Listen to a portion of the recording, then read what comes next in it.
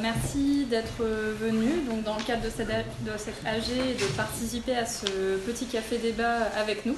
Ce café, c'est le 4e de l'année 2024 pour le moment. On a eu plusieurs thèmes très différents et donc ça existe grâce à l'association Objectif Mars, grâce aussi au partenariat de la MAB, de l'atelier TLPA, mais également grâce à l'espace là qui nous est laissé grâce au CIU. Donc merci pour ça. Merci aux intervenants aussi qui sont avec nous aujourd'hui pour discuter du thème d'aujourd'hui qu'on a appelé déformation au métier au pluriel. Donc en gros on va parler des études et des formations et de l'après aussi. Quelques mots peut-être sur l'association Objectif Mars. Donc là, ici dans cette assemblée, donc c'est moi, donc Marianne Lebert et François Chiradam qui font partie de l'association et qui allons animer un peu ce café. Et donc jusqu'à présent, en fait, l'association qui existe depuis 2017, il me semble, a surtout organisé des événements autour de Brest. Mais au fur et à mesure du temps, le Finistère étant quand même assez étendu, là cette année, du coup, il y a une réflexion sur aussi déployer des actions un peu plus largement. Donc on a eu à Ouessant, aujourd'hui on est à Morlaix et pourquoi pas à d'autres endroits dans le Finistère à l'avenir. Donc le but de l'association, c'est de développer des situations de discussion, de débat, de réflexion, de création autour des problématiques urbaines, paysagères et architecturales. Et les cafés d'espace, c'est un type d'événement que l'association propose et c'est des temps, la plupart des temps, d'échanges entre professionnels et non professionnels autour de problématiques qui traversent nos professions. Donc là, on est d'accord que globalement, on n'est pas forcément, à moins qu'il y ait des curieux, parce que c'est quand même ouvert au public ce temps-ci, mais je pense qu'on est plutôt entre... il y a beaucoup on va dire, de professionnels. Et donc, la thématique qu'on a choisi d'aborder, elle se lie à ça, et peut-être ça va vous rappeler des souvenirs plus ou moins heureux de vos temps d'études. Donc aujourd'hui on a invité des personnes qui sont parfois encore en études, d'autres qui ont quitté qui ont fini leurs études, qui sont aujourd'hui soit architectes ou autres. Il y en a qui sont enseignants aussi, il y en a qui œuvrent dans des associations dont l'objectif est de réfléchir aux différentes façons de faire école justement. Donc on va discuter de tout ça, on va discuter de comment les formations aujourd'hui d'architecture, de paysage et d'urbanisme tendent à essayer tant bien que mal de s'accommoder, de s'accorder avec les évolutions de notre société. Est-ce qu'elles y arrivent, par quels moyens et on va essayer aussi de discuter un petit peu du rapport au réel qui est quand même un enjeu un peu important aussi de ce rapport entre les études et puis l'après, comment on fait pour se confronter dans le cadre des études au réel ou hors cadre études aussi. Donc voilà, on va essayer de discuter de tout ça. Je vais laisser la parole à François qui va nous présenter les invités qui sont avec nous. Merci Marianne. Donc je vais commencer par Raphaël. Donc Raphaël, tu es urbaniste et tu viens de créer l'agence Cohu à Brest. Et en parallèle, tu es enseignante à l'Institut de géo-architecture de Brest. Donc tu es diplômée de ce même institut en 2010. Donc pour ceux qui ne connaissent pas, l'Institut de géo-architecture de Brest, c'est l'Institut d'urbanisme en fait, qui est basé à Brest. Et après tes études, tu t'es orienté directement vers la maîtrise d'œuvre. Tu as travaillé 13 ans dans des agences d'architecture, d'urbanisme et de paysage, sur des projets urbains en pré-opérationnel jusqu'au chantier au final. Et depuis 2017, tu enseignes, donc d'abord à l'école d'architecture de Nantes et ensuite à l'Institut de géo-architecture de Brest auprès des étudiants en licence 3 professionnelle sur les méthodes et outils de la concertation et aussi auprès de Master 2 en développement de projets. Ensuite, Léo. Donc Léo, tu es architecte diplômé de l'ENSA Nantes, tu es co-directeur de l'ARDEPA. Donc cette association, elle fait partie du réseau des maisons de l'architecture, donc comme la MAB, et elle diffuse la culture architecturale à Nantes et dans les Pays de la Loire.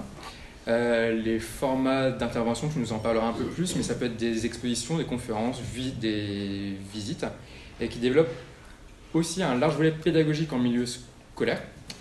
Tu es également responsable d'un programme qui s'appelle Diversité, qui est un dispositif d'égalité des chances et d'ouverture culturelle de l'école d'architecture de Nantes, donc comment les écoles s'ouvrent. Et ça permet chaque année à des lycéens qui n'étaient pas prédestinés en fait, à ces études-là de découvrir les métiers et les enjeux de la fabrique des territoires et la fabrique de la ville. Ce dispositif, il met en place, grâce à des projets courts, où les étudiants de l'ENSA travaillent avec les lycéens. Ensuite, je vais présenter Roxane. Donc, Roxane Pellissier, tu es architecte HMONP, tu es diplômée de l'ENSA Paris-Malaquais en 2021 et tu es cofondatrice de l'école Zéro. C'est une association qui crée des workshops qui sont, comme le décrit l'association, qui sont une école utopique, pluridisciplinaire et implantée en milieu rural. Donc, tu nous parleras un peu plus longuement. Depuis ton diplôme, tu travailles en tant qu'architecte et notamment sur du suite chantier pour l'agence Geoffroy et Zonca, spécialisée dans les équipements publics culturels. Et aujourd'hui, tu viens de quitter cette agence pour de nouveaux horizons. Ensuite, Clément. Donc Clément, tu es en première année de master à l'école d'architecture de Rennes et tu as fait ta licence à l'école de Clermont-Ferrand. Tu as également entamé un double cursus en architecture à l'université, un double cursus entre l'école d'architecture et l'université avec un master en histoire de l'art. Et ce café débat et ce pourquoi on t'a invité, c'est qu'il t'intéresse particulièrement car au-delà du fait d'être toi-même dans les études en ce moment, tu t'intéresses au sujet de la médiatisation de l'architecture pour ton mémoire de fin d'études. Et tu as également participé au mouvement ENSA en lutte l'année dernière, mouvement qui avait notamment pour objectif de mettre en lumière le manque de moyens dans les ENSA pour le développement de bonnes conditions d'apprentissage. Et ensuite, je finis avec Hélène. Donc Hélène Gall, tu es en M2 à l'école d'architecture de Rennes et tu es également en master recherche en histoire de l'art à Rennes 2.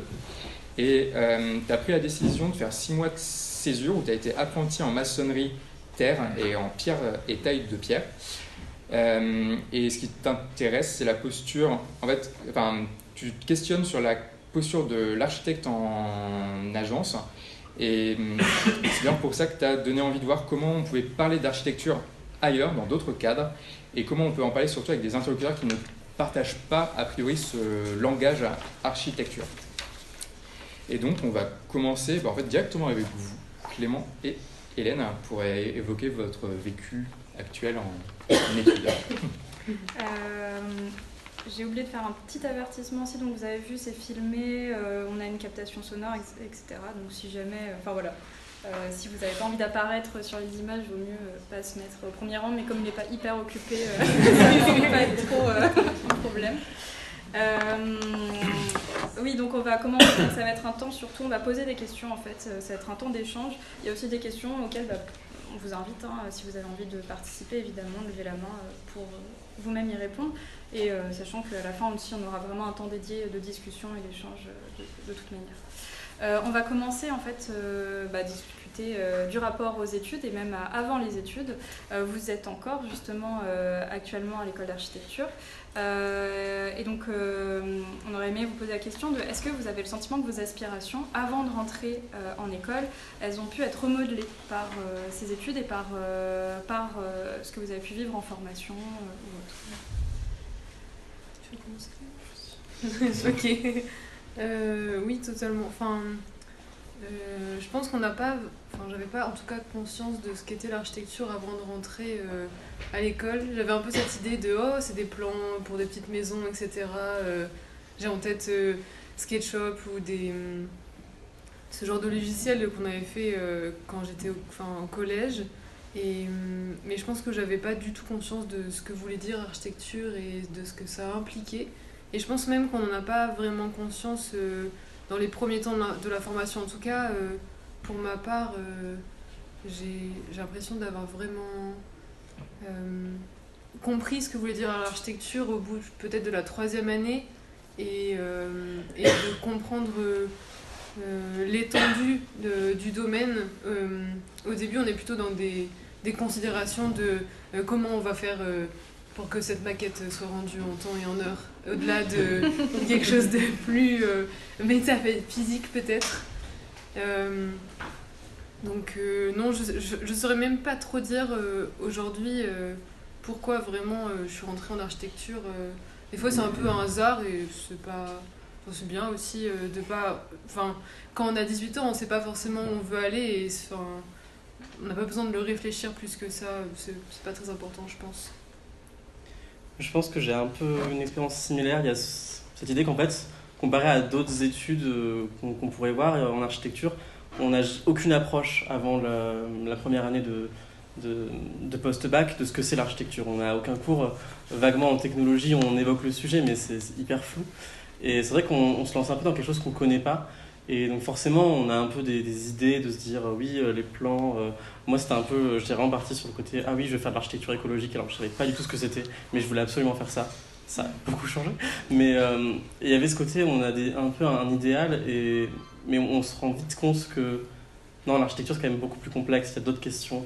C'est quelque chose qui est un peu difficile d'appréhender avant. Et justement, on entre par le biais d'une école, et vu qu'on ne sait rien, l'école nous apprend tout sur le sujet. Donc forcément, on est un peu modelé par la vision que notre école a de l'architecture. Et moi, c'est justement en faisant ce transfert de Clermont-Ferrand à Rennes que j'ai réellement compris que ma vision de l'architecture jusqu'avant mon transfert, elle était complètement biaisée par un prisme, qui était donc les valeurs de Clermont-Ferrand. Et qu'en changeant d'école, j'ai compris qu'en fait, il y a beaucoup plus de définitions d'architecture que ce que je pensais. Donc je pense que dans ce sens-là, elle modèle vraiment notre conception de l'architecture. Et une question du coup peut-être pour ceux qui sont sortis des études et qui ont du coup un petit retour aussi, plus de recul justement sur cette période d'études. Est-ce qu'il y a des expériences justement au cours de ces études qui ont un effet comme révélateur ou alors qui ont bouleversé votre manière de voir votre formation ou votre futur professionnel, ce que vous faites aujourd'hui? Alors moi c'est un tout petit peu différent parce que j'ai fait un institut d'urbanisme donc je ne suis pas architecte et en fait c'est pas du tout la même formation parce que l'urbanisme c'est pluridisciplinaire, on a vraiment des cours très variés tout au long de notre cursus universitaire et en fait ce qui nous oriente un peu plus dans nos choix c'est vraiment la question des stages que l'on fait au cours de sa formation et c'est vrai que j'insiste beaucoup là-dessus auprès des élèves en master. Parce que le stage, c'est vraiment ça qui va déterminer ce qu'on va faire plus tard. Parce que quand on est en urbanisme, on peut très bien travailler chez un bailleur social, dans une collectivité. On peut aussi travailler dans le parc naturel régional d'Armorique. Enfin, il y a énormément de possibilités, de choix, d'emplois différents qui s'offrent à nous quand on sort ce master-là, que l'orientation et de faire des stages au fur et à mesure de son cursus a vraiment beaucoup d'importance. Donc de par mon expérience, j'en ai fait, c'était pas obligatoire, j'ai fait en licence 3 à la mairie de Quimper, en service urbanisme. J'en ai fait un autre chez à l'UDAP, donc chez les ABF à Quimper aussi, en master 1. Et après, je me suis dit que justement, si je partais en maîtrise d'ouvrage, j'aurais du mal à pouvoir intégrer par la suite la maîtrise d'œuvre. Donc pour ceux qui ne connaissent pas ou les personnes qui sont novices là-dedans, la maîtrise d'ouvrage, c'est ceux qui commandent le projet. Et la maîtrise d'œuvre, c'est ceux qui dessinent. Et donc, j'ai choisi de m'orienter en maîtrise d'œuvre dès le départ pour faire mon stage de fin d'études, en sachant que le retour en arrière en maîtrise d'ouvrage après pouvait être possible, mais sinon l'inverse ne l'était pas.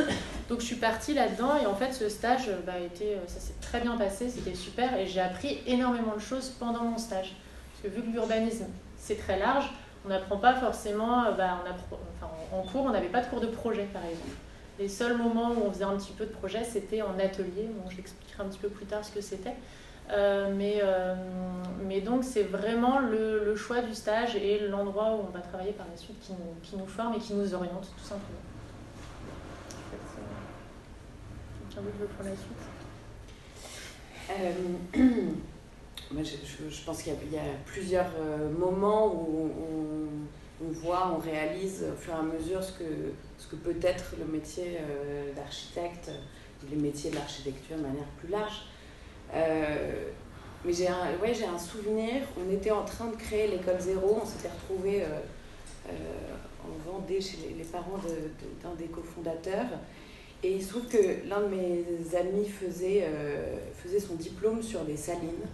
Et on se balade et on tombe sur on se balade entre des salines qui étaient là. Et on se dit, on va aller parler aux sauniers, on va discuter alors que c'était soi-disant interdit au public. On franchit cette barrière et on va discuter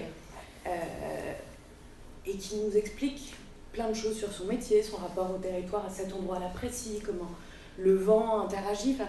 Et je me souviens avoir eu un moment de réalisation, quelque chose que je savais mais qui tout d'un coup apparaissait, c'est l'étendue que peut avoir notre métier dans la recherche, dans les sujets qui touchent et à quel point ce qu'on apprend en école d'architecture sont des outils pour penser l'espace, mais c'est un infime morceau de ce que peut être notre métier et les domaines qu'on touche au fur et à mesure. Voilà, un moment marquant comme ça. Eh ben oui, je vais pas répéter tout ce que vous avez dit parce que ça ressemble beaucoup, mais moi j'ai le souvenir assez net vraiment d'une première prise de conscience au début de mes études et d'une seconde à la fin de mes études sur d'abord la pluridisciplinarité des études elles-mêmes et ensuite sur l'inscription de l'architecture dans la grande famille de la fabrique de la ville, du territoire et du coup de l'infinité de métiers qui peuvent exister dans ces domaines. Et je crois qu'en effet, ce qui relie les études de paysage, d'urbain, d'architecture, peut-être même une grande partie des filières de la création, c'est cette idée que l'idée d'un métier unique, dans notre cas, que ce soit l'agence d'archi ou encore moins un métier unique en agence d'architecture, c'est une vue de l'esprit et ça fait très très longtemps que c'est une vue de l'esprit.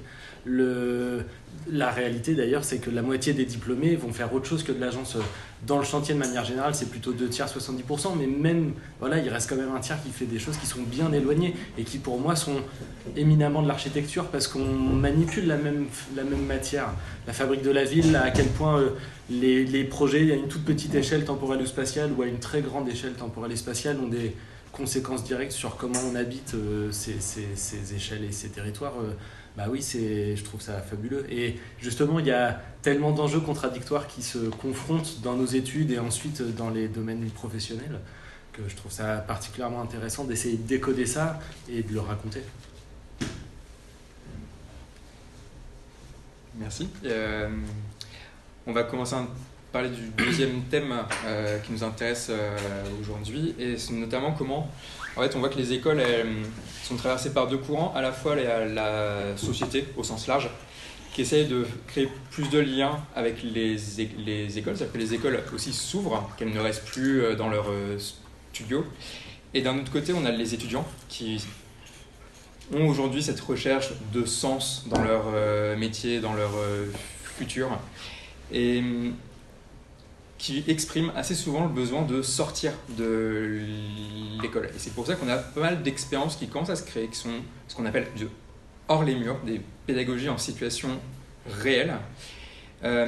Et je voulais voir avec du coup Roxane et Léo, parce qu'avec vos deux structures associatives, vous avez choisi de répondre de manière un peu différente, chacun, à ce besoin d'expérience hors les murs et d'ouverture des écoles.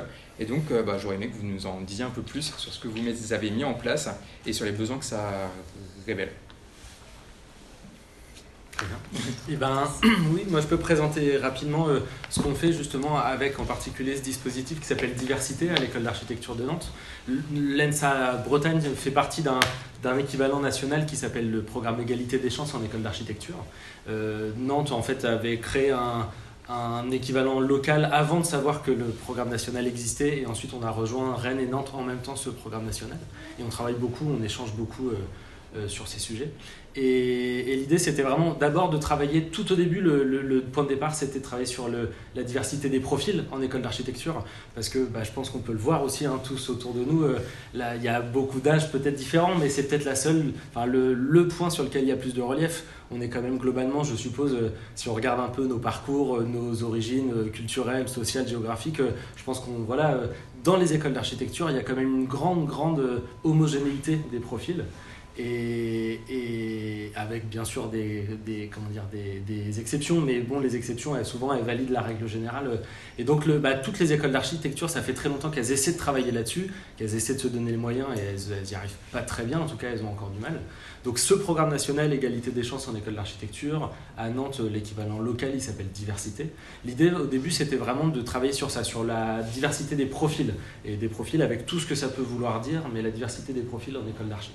Puis on a commencé à travailler dans des lycées, à créer des partenariats avec pas mal de lycées pour avoir le plus de publics différents dans les lycées, des publics vraiment en plein centre-ville et des publics en zone très rurale, pas mal de lycées dans des quartiers prioritaires des politiques de la ville, avoir toutes les filières possibles, avoir tout, vraiment le plus de diversité et commencer à créer des actions pour d'un côté créer des actions dans les lycées, visiter le quartier, visiter le lycée, mener des petites choses qui seraient juste des conférences d'orientation, mais vraiment ensuite commencer à monter des projets dans les lycées, faire venir des groupes jusqu'à l'école d'archi et ouvrir l'école d'architecture, mener des projets aussi à l'école. Et puis peu à peu, sur ce tapis de toutes petites actions, un peu partout dans les lycées, en particulier une douzaine de lycées dans les Pays de la Loire, 12 lycées dans les Pays de la Loire. On mène des actions dans les lycées et à l'école, et on a commencé à essayer de créer des temps forts un peu où on pourrait créer de la transversalité entre les filières, mais aussi avec des étudiants et des étudiantes de l'école, des lycéens et des lycéennes dans les lycées, et des professionnels. Et essayer de faire en sorte que ce ne soit pas descendant, ce ne soit pas les profs qui disent aux étudiants de quoi faire et que les étudiants montrent aux lycéens comment faire, mais essayer de monter des projets où on est tous, bien sûr, c'est pas une horizontalité parfaite. Il y a des gens qui ont plus de technicité, c'est normal. Il y a des gens qui connaissent mieux le terrain quand on est dans un lycée, c'est normal. Mais on essaie de faire en sorte que les projets émergent des gens qui habitent sur le terrain et que la technicité des architectes elle soit au service de ces projets. Et donc on essaie de multiplier. Alors c'est un peu dur à résumer parce que c'est très protéiforme. Il n'y a aucune intervention qui ressemble aux autres, mais l'idée c'est souvent ça. On va dans un lycée une semaine, disons le modèle qui se répète le plus, on va dans un lycée une semaine avec 2-3 professionnels, une quinzaine d'étudiants et une quarantaine de lycéens. On fait des groupes mixtes avec tout ça et on arpente pendant une semaine le lycée, on comprend comment il existe, qu'est-ce qui s'y passe, les conflits d'usage qui pourraient avoir lieu. On identifie des petites problématiques et ensuite on invente des projets qui émergent du lycée et qui essaient de répondre à ces problématiques. Ça c'est un des exemples, mais c'est celui qu'on répète un peu parce qu'il y a souvent une belle synergie et beaucoup d'énergie au même moment, donc ça se passe bien. Et voilà, et après les conséquences de ça, c'est qu'il y a plein de jeunes qui n'avaient pas d'architecte dans leur entourage ou qui étaient un peu loin du sujet, qui ne s'imaginaient pas parfois juste venir à Nantes ou faire des études longues ou encore moins en architecture, et on espère que ça leur ouvre un peu leur horizon. On a aussi un système pour les accompagner jusqu'aux procédures d'admission de l'école d'architecture.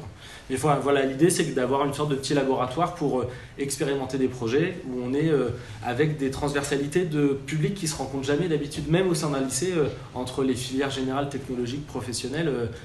Oui, on a du mal, ça fonctionne beaucoup en silo et on a du mal à travailler ensemble. Et donc là, on arrive et souvent, quand il y a un gros groupe d'archi qui déboule dans un lycée, ça secoue et ça permet de rebattre un peu les cartes et c'est le moment où on expérimente des petites choses.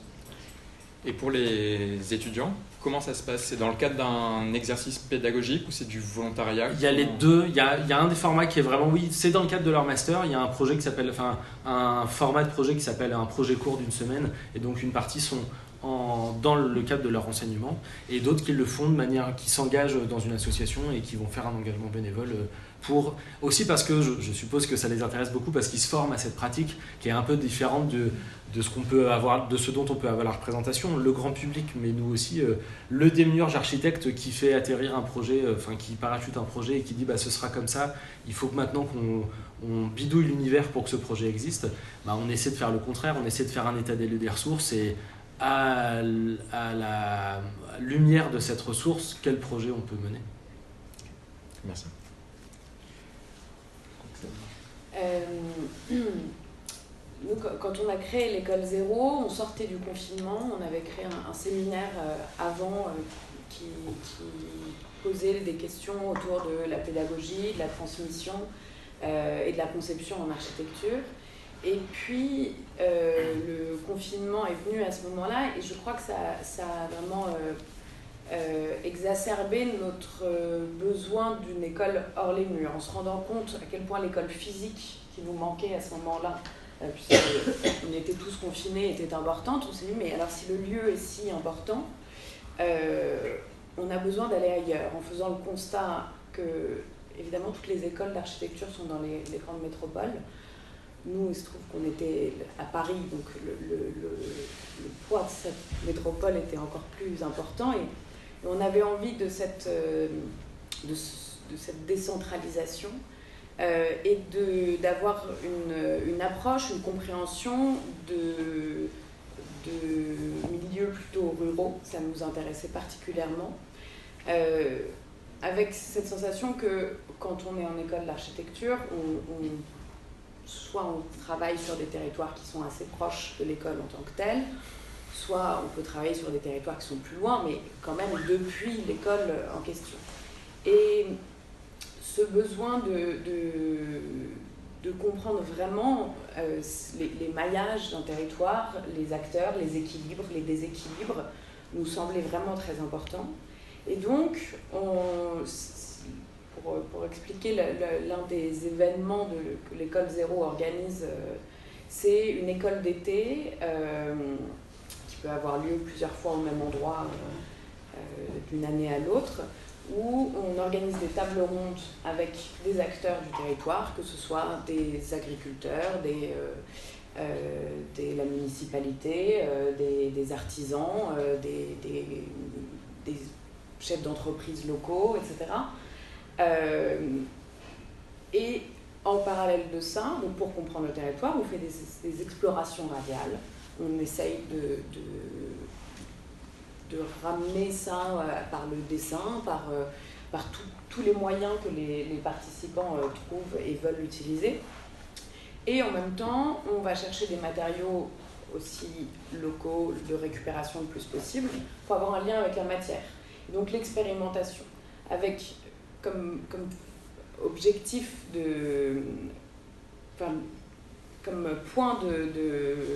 comme point phare, c'est le fait qu'il n'y a pas d'objectif dans ce qu'on fait, dans ce qu'on fabrique. Il n'y a pas de nécessité de résultat. Et donc de pouvoir tenter des choses qui est assez rare, que ce soit en école d'architecture, puisqu'il y a un rapport à la validation des acquis, ou que ce soit dans le milieu professionnel plus tard, où évidemment le temps, les moyens empêchent souvent de tester, d'expérimenter sans un objectif assuré. Voilà, c'est ce contact avec le réel, avec le pratique dont on avait besoin à ce moment-là. Et évidemment, en posant aussi la question de la pédagogie, et donc il n'y a pas d'enseignants et d'étudiants d'un côté, de sachants et de non-sachants. Tout le monde apprend des uns et des autres, avec effectivement, c'est pas, comme tu disais, c'est pas forcément horizontal, puisqu'il y a des gens qui connaissent mieux certaines choses que d'autres, etc. Mais en partant du principe que sur les 70 participants et avec tous les participants locaux en plus, quand on a une question, il y a quelqu'un qui sait et on croise les savoirs et à la fin, il y a 25 ateliers qui sont créés avec des techniques qui pourraient sembler n'avoir rien à voir et qui finalement s'agglomèrent et fonctionnent et font quelque chose d'assez inattendu et parfois très, très beau, très magique. Enfin, voilà. Et aujourd'hui, du coup, l'école Zéro, ça se place vraiment en complémentarité avec un parcours plus classique? C'est ouvert à tout le monde? Comment ça se passe? Alors, c'est ouvert à tout le monde. Il y a aussi cette question de transdisciplinarité qui nous intéressait. Il se trouve qu'à Malaquais, on était, enfin, j'y suis plus, mais ça y est toujours, dans les Beaux-Arts de Paris. Donc, il y a un faux lien qui existe avec les Beaux-Arts, puisque dans le fond, il n'y a aucun enseignement commun, il y a assez peu on encourage peu les étudiants à créer des liens. Si on ne le fait pas par nous-mêmes, ça n'existe pas. Et on trouvait ça assez dommage de pas profiter des connaissances des uns et des autres, des expériences des uns et des autres. Donc, cette volonté de transdisciplinarité était dès le début ancrée dans l'école Zéro et beaucoup de gens des Beaux-Arts, mais il y a aussi des paysagistes, des sociologues, des psys, enfin, des gens de tout horizon, des musiciens qui participent à l'école Zéro. Il n'y a pas de CV qui est demandé, de diplôme à l'entrée. C'est des étudiants, mais c'est aussi des architectes. Des jeunes architectes et des professionnels de tout âge. Et il y a aussi des enseignants qui sont enseignants de profession qui viennent à l'école Zéro. Okay. Merci.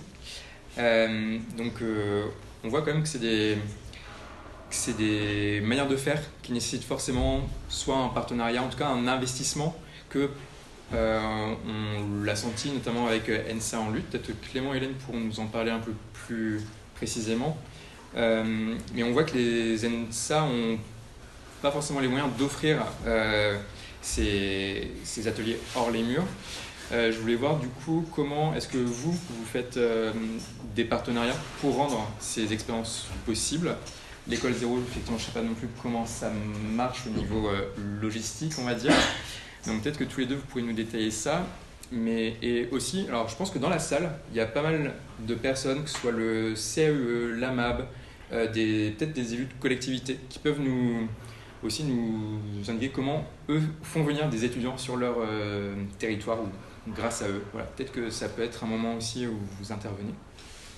Et je pense aussi à Raphaël, du coup à l'Institut de Architecture, qui lui fonctionne complètement différemment aussi dans comment c'est financé, le type de projets qui sont menés, etc. Donc ça peut être intéressant. Mais peut-être que pour commencer, du coup, est-ce que vous pouvez nous rappeler ce qu'était ENSA en lutte l'année dernière? Donc ENSA en lutte, c'était un mouvement étudiant qui a commencé à Rouen. Pour vraiment resituer vraiment les bases, il y a eu du coup la montée de... Il y a eu les montées de l'énergie qui a fait augmenter les factures des écoles sur l'entretien des espaces, tout ça. Et l'école de Rouen a été tellement submergée par du coup, les factures d'énergie qu'ils ont décidé de fermer l'école pour raisons budgétaires pendant 2 semaines, une semaine, je ne sais plus, aux étudiants. Donc ils avaient 1 semaine de moins sur leur calendrier, ce qui a fait que ça rendait tout beaucoup plus compliqué au niveau des cours. Et les étudiants de Rouen se sont mis en grève et du coup sont restés en dehors de l'école 2 semaines de plus pour commencer, où ils ont fait du coup cours à l'extérieur de l'école, où ils ont fait cours en place publique, ils ont fait un mur, ils ont fait pas mal d'actions sur place. Et du coup ça a un peu choqué toutes les écoles d'architecture et qui sont un peu toutes remises en question à ce moment-là, de dire mais en fait on a de moins en moins d'argent parce que les factures augmentent, il y a l'inflation et les budgets augmentent pas, même parfois ils diminuent. Il y a eu des promesses de nouveaux postes d'enseignants titularisés qui n'ont jamais été pourvus. Beaucoup des enseignants sont des enseignants qui sont uniquement sur CDD. Et aussi, c'est le fait qu'on n'est pas dans une université, on est dans une école, et forcément, on n'a pas le même lien avec nos enseignants. On est beaucoup plus proche d'eux, on parle beaucoup plus. Et en parlant avec les enseignants, on a vu que beaucoup d'eux avaient vraiment une peur de la précarité. Nos propres profs ont peur de leur précarité, parce que la plupart ne savent même pas si leur poste existera toujours le semestre d'après. Et chaque année, c'est un peu un tirage du loto dans chaque école, de qui reste, qui part. Et du coup, tout le monde a un peu commencé à remettre en question comment on gérait nos études, comment ça se passait. Et toutes les écoles d'archi, il n'y a pas eu une seule école d'archi qui n'a pas suivi le mouvement, se sont mis en grève, donc plus ou moins longtemps. Par exemple, nous, à Clermont, on a eu 3 mois sans cours, où du coup, tous les cours officiels avaient été supprimés, avaient été un peu boycottés par les étudiants et ont été remplacés par des espèces de petits stages que les professeurs faisaient un peu spontanément. On mettait 1 heure sur un tableau et un prof parlait de sa spécialité, parlait de ses projets. Ça peut être aussi des étudiants qui parlaient un peu de leur spécialité en architecture. Et ce qui est un peu étrange, c'est que finalement on a appris peut-être beaucoup... Moi j'ai beaucoup plus appris sur ce semestre-là parce que les profs étaient beaucoup plus libres de parler. On a appris beaucoup sur la profession, des choses dont on parle jamais nous en cours, de comment ça marche être praticien, qu'est-ce que c'est exactement, qu'est-ce que c'est les problèmes de nos quotidiens. Et finalement, on a vu toute une nouvelle façon d'enseigner, au point chaque école a écrit un peu son livre blanc, où elle met un peu ses revendications pour le futur, de se dire quand on va reprendre les cours, on voudrait que ce soit comme ça. Bon, la plupart des écoles ont complètement rayé ça et c'est totalement disparu, mais au moins on a essayé et on a appris comment faire cours différemment. Ouais. Ça fait le mouvement ENSA en lutte fait aussi un peu écho à d'autres mouvements de contestation dans les écoles d'archi. On est sur un peu un rythme en ce moment une contestation tous les 2 ans, suivie de promesses du ministère, une petite enveloppe et hop, c'est reparti pour les 2 années à venir. Donc c'est un peu toujours le risque de ce type de mouvement, c'est que le soufflet retombe très vite et c'est ce qui s'est passé aussi pour ENSA en lutte. Après, pour avoir aussi assisté à la contestation de 2019, je crois, 2019 ou 2020, ENSA en lutte a quand même essayé de dépasser les seules revendications budgétaires qui sont en fait des revendications de beaucoup de corps de métier, et on était au moment des lois retraite, donc c'était un peu chaque corps de métier demandait de l'argent, donc c'est toujours un peu des revendications qui sont compliquées à justifier aux autres qui diront nous aussi c'est très compliqué. Donc il y avait aussi un peu cette idée de revoir l'enseignement de l'architecture et la place de l'architecte dans la société, qui sont des aspirations qu'ont beaucoup d'étudiants aujourd'hui, de revoir ce que c'est que l'architecte. Il y a un peu un rejet assez fort de cette posture de l'architecte démiurge, comme vous avez dit tout à l'heure.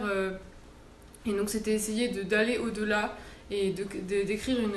Enfin, je sais pas si Clermont l'a fait aussi, mais à Rennes, d'écrire une lettre ouverte à la société sur ce qu'on aimerait être comme architecte plus tard, et d'essayer d'emmener aussi les professionnels qui étaient finalement assez absents de ce débat-là. C'était un débat qui était quand même assez resté dans les écoles d'architecture. Et je ne sais pas finalement si la chose a vraiment marché, si le lien s'est entretenu. Je sais qu'il y avait eu des essais de lien entre l'école d'archi et l'ordre. Je crois que ça n'avait pas vraiment abouti, mais voilà, il y a eu un peu toutes ces tentatives-ci qui... Oui, aujourd'hui, il ne reste plus que les affiches sur les murs de l'école, mais voilà, ça repartira sûrement dans quelques temps, et ça peut-être, en tout cas, donner des vocations à certains d'inscription plus politique de l'architecture, d'essayer de faire en sorte que les architectes soient aussi dans les discussions avec les politiques, etc., et qu'ils prennent un côté plus militant de la pratique pour parler de leur pratique et de leur métier, être des porte-parole pour tous les autres praticiens et tous les autres métiers de l'architecture qui font mais qui ne parlent pas tant que ça au grand public. Et c'est un peu ce gap-là, ce trou des fois qu'on peut voir dans le discours public, je trouve. Et du coup, Raphaël, Roxane, Léo, comment se rend possible ces ateliers un peu différents en dehors de l'école? Qu'est-ce que vous mettez en place? On peut continuer sur l'archi avant que je parle Oui, très bien. Non, mais en 2 mots, en effet, là, je pense qu'il y a un point commun à tout ce qu'on raconte ou tout ce qu'on va raconter, c'est quand même, moi j'y reviens, c'est la question des moyens, parce que on a beau être sur le terrain à inventer tout le temps des solutions, on est quand même super bons tous pour ça, on est obligé, quels que soient nos métiers, les architectes, les urbanistes, tous les gens qui sont à des postes un peu comme ça d'invention, de création dans la fabrique de la ville, on est tout le temps obligé d'inventer des petites solutions, de bidouiller, d'être astucieux, mais être astucieux c'est pas possible, on peut pas être tout le temps que astucieux, à un moment il va nous falloir des moyens, on peut pas compter que sur l'ingéniosité de tous les acteurs. En plus, je trouve qu'il y a un regard quand même très... il s'agirait presque d'une sorte de responsabilité individuelle de trouver des solutions, mais à un moment, il faut des moyens collectifs et publics. Et nous, en l'occurrence, moi, trouver des moyens pour faire vivre ce dispositif diversité, c'est presque la moitié de mon temps, de remplir des dossiers, d'écrire des conventions, d'aller à la rencontre de financeurs potentiels. Et c'est pas que moi, de toutes les maisons de l'architecture, dans une moindre mesure, ça va être le cas de beaucoup de CAU aussi, vont passer des heures à faire ça. C'est vrai que c'est compliqué parce qu'on ne pourrait pas s'affranchir complètement d'une dimension administrative, mais on passe notre temps à aller à la recherche de petites enveloppes, de multiplier les types de financement et les financeurs pour être sûr que nos projets vivent. Et en fait, à chaque fois qu'on récupère une enveloppe, il y a déjà un quart, une moitié de cette enveloppe qui a été dépensée en remplir les dossiers pour demander ces subventions et ensuite faire les bilans de ces subventions. C'est vrai que c'est fatigant, ça nous oblige à être astucieux, mais ça fatigue. Et je pense qu'on ne pourra pas juste se poser la question de qu'est-ce qu'on invente comme nouvelles pratiques sans qu'un jour il y ait des moyens publics et collectifs qui soient mis en place sur ça. Je pense que c'est incontournable quand même. Oui, je suis tout à fait d'accord. Nous, on est tous bénévoles à l'école zéro. Évidemment, personne n'est à temps plein. Sauf pendant le mois d'avant où, effectivement, là, on donne on donne le maximum de temps qu'on peut les uns et les autres. Mais c'est un métier, en plus, d'aller chercher les subventions. C'est remplir des SERPA. Donc, effectivement, il y a cette limite qui s'impose à nous, qui fait que je ne peux pas, comme tu dis, être juste astucieux. Il y a un obstacle assez clair qui est la question des moyens et de comment justement porter toutes ces préoccupations au-delà de simplement notre première ligne accessible sans déploiement plus important derrière.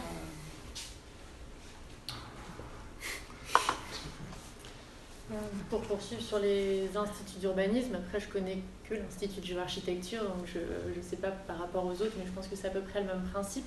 Comme dans les écoles d'architecture, l'université, l'Institut de géoarchitecture, c'est intégré dans une université. L'université, ça n'a pas beaucoup de moyens non plus, même très peu. Ce qui fait qu'il y a des méthodes, des moyens en fait, que l'Institut essaye de trouver pour détourner un petit peu les choses, et notamment par le biais des ateliers dont je vais parler brièvement tout à l'heure. En fait, c'est des commandes qui sont effectuées par les collectivités, c'est un petit peu comme des commandes de projets qui sont lancées auprès des géoarchitectures. Par exemple, une étude de redynamisation pour une petite commune. C'est une toute petite étude, et puis c'est un groupe d'étudiants des Master 1 mélangés à des Master 2 qui répondent à cette commande sur une année complète. Et puis c'est payé par la collectivité pour l'Institut de géoarchitecture. Donc ça permet à l'Institut de pouvoir avoir quelques financements. Et ces financements-là, ils servent à la fois pour organiser des conférences, faire des voyages d'études auprès des étudiants, faire des visites de sites aussi, faire venir différents intervenants qui peuvent venir de plus loin, donc c'est plus facile aussi de les financer. Ça permet toutes ces choses-là, et ça permet aussi d'organiser des événements, le retour des anciens aussi, qui viennent chaque année pour expliquer un petit peu leur profil, leur projet, ce qui est toujours intéressant pour les étudiants, puisque c'est très varié, comme on le disait, les différentes professions à la fin de l'urbain comme à la fin de l'archi. Et il y a aussi des moments qui doivent se passer aussi dans les écoles d'architecture, mais des moments assez importants. Tous les 5 ans, il y a l'anniversaire de l'Institut qui est organisé et qui est un énorme rassemblement des anciens. Et ce qui fait que c'est assez fort, je pense, pour un institut qui est intégré dans une université. C'est que mine de rien, il y a quand même un réseau qui est très important des anciens de géoarchie. Je pense que c'est un peu pareil dans les autres instituts, mais c'est vrai que géoarchie, quand on est en Bretagne en tout cas, ou même en Loire-Atlantique, on en croise toujours partout. Le réseau est on se reconnaît entre nous, c'est assez marrant. Et ça fonctionne bien, et donc le fait qu'il y ait ces événements, le fait qu'il y ait ces intervenants qui viennent, des anciens qui viennent à chaque fois, ça fait un petit peu, en fait ça recrée une école dans une université, ce qui est assez fort d'avoir réussi à faire cette chose-là, et ce qui fait que ça fonctionne bien en tout cas. Je sors un petit peu du sujet, mais en tout cas ça y participe. Et ce que je n'ai pas dit non plus, c'est que c'est vrai qu'il n'y a pas beaucoup de moyens. Il y a plusieurs maîtres de conférences qui sont là toute l'année, mais il y a aussi des personnes qui sont en thèse, qui interviennent et qui donnent des cours. Mais ces personnes-là, au fur et à mesure, elles s'en vont, elles n'ont plus de place, et du coup, ce qui fait qu'elles ne peuvent plus intervenir. Donc ça fait des profs aussi en moins à l'année pour les élèves. Donc vous avez le même principe aussi dans les écoles. Et il y a beaucoup, contrairement aux écoles d'archi, mais ce qui recoupe un petit peu ce que tu disais, il y a beaucoup d'intervenants extérieurs, donc qui viennent soit ponctuellement, juste pour expliquer leur profession, ou qui viennent autrement, comme moi, où on vient plus sur un semestre ou sur 4-10 heures sur un module. Et ce qui permet, pour les élèves en tout cas, de voir justement, d'avoir un suivi. Là, c'est le développement de projet qu'on fait avec les Master 2. Ça leur permet de pouvoir apprendre à réfléchir globalement à un projet sur l'intégralité d'un semestre, en plus petit groupe ou en individuel, et de voir en fait, en dehors des maîtres de conférences aussi, ce qui peut se faire dans les types de professions et comment est-ce qu'on appréhende le travail, et de s'ouvrir un petit peu plus largement à ce qui est fait. Bon. Oui. Et du coup, c'est juste que ça me fait penser, ça me fait poser une question sur cette question de la commande du coup en école d'architecture ou en institut d'urbanisme. Et je ne sais pas exactement comment ça se passe en école d'architecture, mais lorsqu'il y a 50 ou 60 étudiants qui interviennent sur un territoire, c'est certes un exercice de projet, mais ça produit quand même de la connaissance, du travail sur un territoire donné pour une commune. Et en même temps, je me dis que c'est vraiment forcément intéressant d'intervenir quelque part sans commande a priori, en tout cas en étant détaché tout à fait de cette question-là. Et en même temps, je me dis, s'il y a du travail produit qui est valorisé, et peut-être qu'en tant qu'architecte ou même urbaniste, on n'arrive pas à valoriser tout ce qu'on fait tout le temps, à toutes les étapes, parce que la production, elle est assez volatile parfois. Et du coup, je sais pas, j'ai pas de questions forcément, mais je me demande un peu comment on peut intégrer un peu ce réel en faisant des partenariats avec des communes, des collectivités, tout en gardant un petit peu cette idée un peu de pureté, de produire quelque chose en école qui soit expérimental, mais dont on sait qu'il produira quand même de la connaissance, de l'expertise sur un territoire. Donc, je sais pas si ça peut faire réagir, mais en tout cas, c'est une question que je me pose, cette question de la commande. Oui, je parle au nom de l'école de paysage de Blois, du coup, où effectivement, on était dans l'école où j'étais. On avait des commandes aussi publiques, et finalement, le rendu que ça créait, c'était un petit fascicule auto-édité par l'école, et du coup, qui s'accumule au fil des ans, donc une grande base de données. Et donc sans contrainte, on est arrivé juste sur un territoire et puis on découvrait et les communes étaient ouvertes à tout ce qu'on devait faire. Il y avait un gros travail de diagnostic, donc évidemment tout ce travail de diagnostic mené par 30 élèves avec le temps que ça représente, toute cette richesse et toute cette donnée en tout cas était conservée à l'école, bien sûr fournie à la commune, mais voilà, ça restait quand même propriété de l'école dans son ensemble. Et du coup, pour rebondir, ça me fait aussi penser à est-ce que, une fois qu'on arrive à 60 étudiants quelque part et qu'on repart avec tout ce qu'on a produit et cette expertise, qu'est-ce qu'il reste une fois là-bas d'un accompagnement qui n'existera sûrement jamais.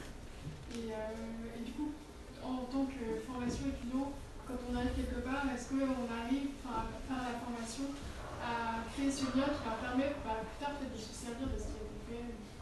Enfin, voilà. Tu dis pour les communes. Ouais, pour les communes aussi. Du coup, ça.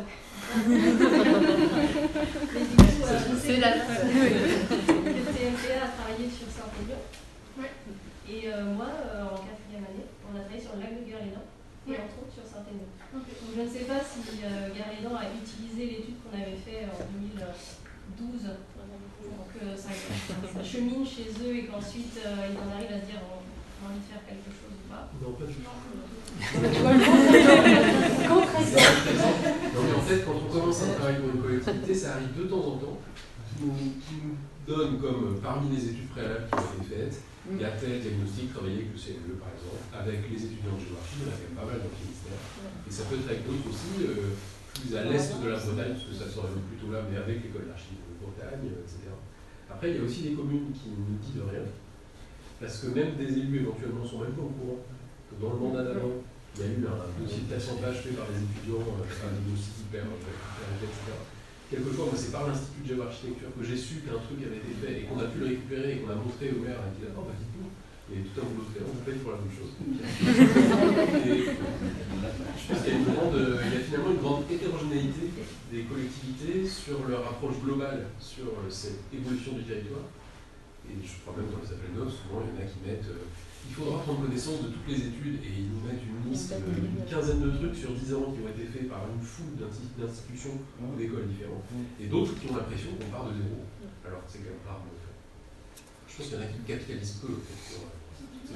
Ouais, bah, en fait, il y a pas mal de. Enfin, nous, c'était sur Quimperlé, tu vois, en master où on avait travaillé, où clairement, ça leur a permis d'établir leur programme d'action pour enclencher de la maîtrise d'œuvre derrière. C'est au final comme une vraie commande qu'on fait en études préalables. Enfin, c'était vraiment. Et je trouve que ça te permet justement pour un peu arrêter de rêver. Enfin, c'est vrai qu'en master, en école, on rêve beaucoup et qu'au final, c'est très bien. Mais que là, on se confronterait vraiment à une vraie commande, comme si on était une agence d'urbain, paysage, architecte, enfin, comme si on était un vrai groupement et qu'on devait aller en comité de pilotage, présenter nos synthèses de diagnostic, de stratégie, enfin, comme un vrai bureau d'études. Donc ça te permet aussi d'avoir toutes les postures de chacun, de te placer en vraie position. Et quand on avait travaillé sur le réaménagement du centre-bourg de Plounéo-Ménez, on était parti d'une étude de l'école d'archi de Rennes qui avait fait toute l'étude préalable et qui était super. Enfin, en gros, on avait fait des compléments par secteur, mais en gros, on avait déjà toute l'étude préalable qui avait été largement déminée par les étudiants de Rennes et qu'on était parti de ça comme si on était parti d'une étude préalable réalisée par un autre bureau d'études. Alors, j'aimerais donner la position d'une collectivité publique. puisque je représente à la fois la ville de Perros-Guirec et le Trégor. Parce que je suis adjointe au maire, première adjointe à la culture, au patrimoine, à l'animation, et aussi conseillère communautaire de la Lyon-Trégor communauté. Vous avez remarqué peut-être que dans le rapport d'activité ici, il a été fait état de ce qui s'appelle la Biennale de l'architecture, portée par des architectes du Trégor et la MAB. C'est quelque chose qui avait démarré à Perros-Guirec en 2016. Les autres communes ne voulaient pas s'y intéresser. Et pendant plusieurs années, on a fait, alors ça s'appelait les rencontres d'architecture, ça dure sur un mois, entre mi-septembre et mi-octobre. Et puis un beau jour, il y a nous on s'est dit quand même qu'on va peut-être le faire qu'une fois tous les 2 ans, donc une biennale. Et d'autres communes du Trégor d'un seul coup se sont réveillées. Elle s'appelle tout simplement Tréguier, qui était quand même la capitale historique du Trégor, Lannion. Et donc on a fait une biennale de l'architecture du Trégor. Et vous en avez quand même un paquet de pages sur le sujet. Je voulais juste rappeler ça parce que ça a été quelque chose de très intéressant. Et à chaque fois qu'on a travaillé avec la MAB, que ce soit en tant que commune de Perros ou en tant que collectivité plus large, enfin juste 3 communes, bon, c'était très intéressant. Moi, je vais parler de l'autre aspect quand j'entends dire qu'il y a des commandes publiques qui ne sont pas suivies. Bon, moi, ça fait, je l'ai vu depuis 2014, dans une commune qui fait moins de 8000 habitants, qui n'a pas obligatoirement un volume de personnel comme dans les grandes métropoles ou dans les régions. Eh bien, sachez que dans les petites communes comme ça, eh ben, on est débrouillard. Parce qu'on n'a pas des moyens fabuleux, mais on va dans nos archives. Et quand il y a un dossier qui a été établi, eh ben, première chose, donc bien sûr, quand on met bien ça dans les archives, on a fait la mise à jour de toutes nos archives depuis cette enquête, on a des moyens, alors ça coûte quelque chose au départ, de faire appel à un archiviste professionnel qui vient tout classer et qui nous met ça dans des... Mais c'est génial après. Hein.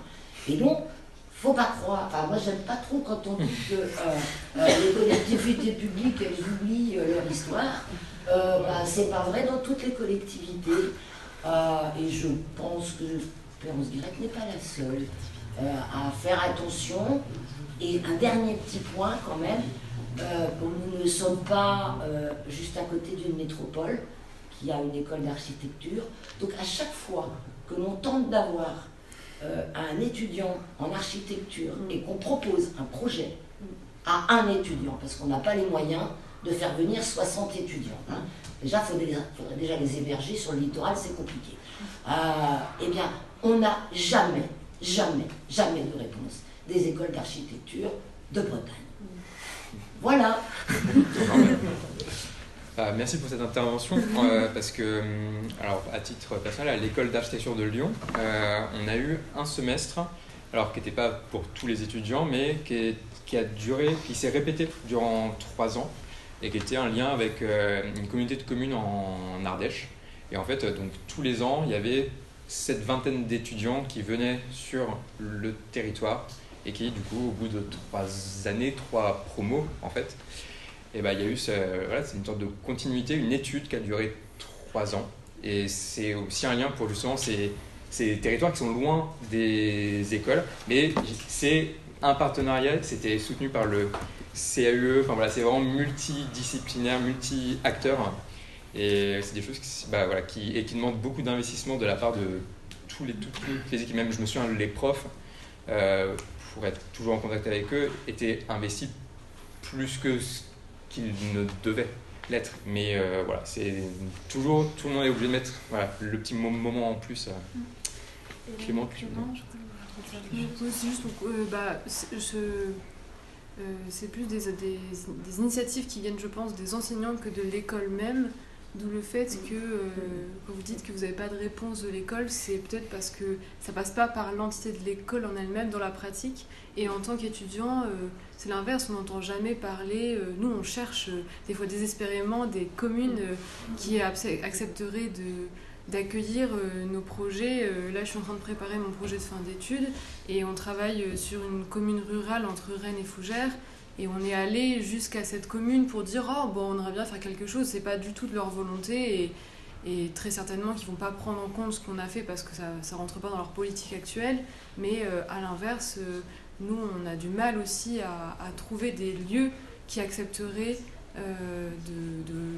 d'accueillir nos expérimentations, même si elles ne sont pas souvent réalisables en termes de financement ou de législation, parce qu'on essaye de dépasser justement la législation dans nos études. Mais donc voilà, il y a quand même ce problème. Et d'un côté, pour être plus optimiste, oui. Pour mon diplôme de fin d'études, et donc avec Sophie aussi qui est au fond, on voulait se confronter au réel et on a dit à l'école, nous on cherche à faire une résidence d'architecte et en fait on est allé toquer à la porte de mairie insulaire et il y en a une à Belle-Île-en-Mer qui nous a dit ouais trop bien. Nous, ça nous intéresse et ils nous ont laissé l'auberge municipale qui était vide entre janvier et Pâques. Et on a ouvert une petite résidence d'archi pendant 2 mois là-bas.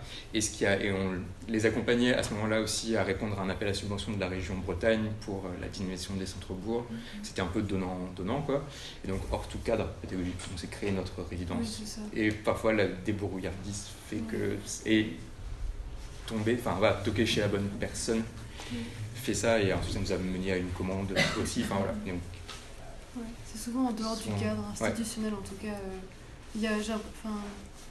Pour vivre à l'école depuis plusieurs années, il y a vraiment l'entité de l'école, le nom de l'école avec l'administration et il y a ensuite ce que proposent les enseignants.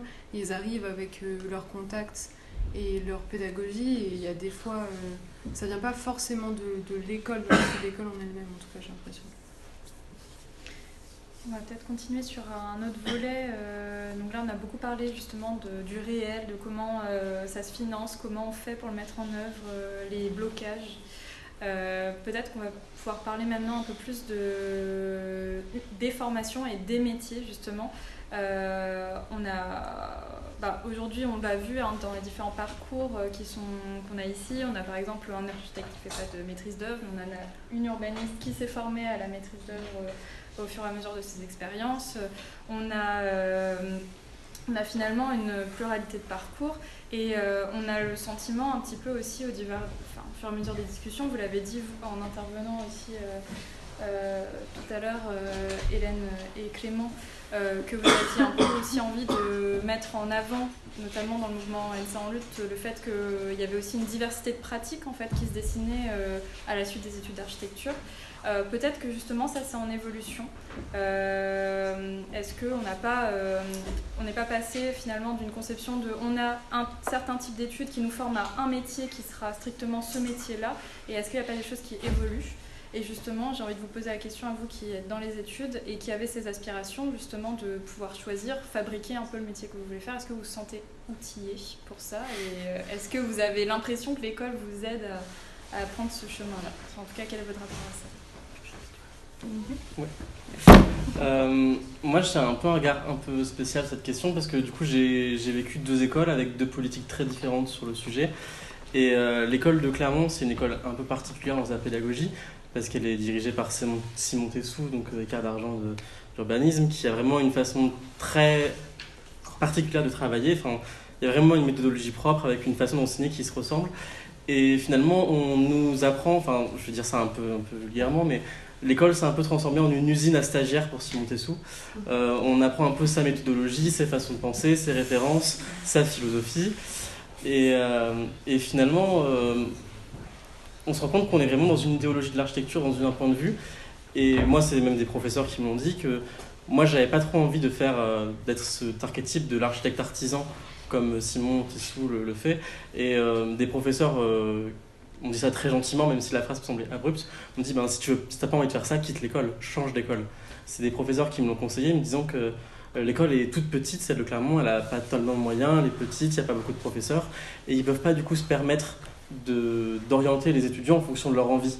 Ils proposent une vision de l'architecture, et ils n'ont pas les moyens même de professeurs, d'enseignants, de type d'enseignants, de proposer d'autres archétypes d'architectes qu'on pourrait faire.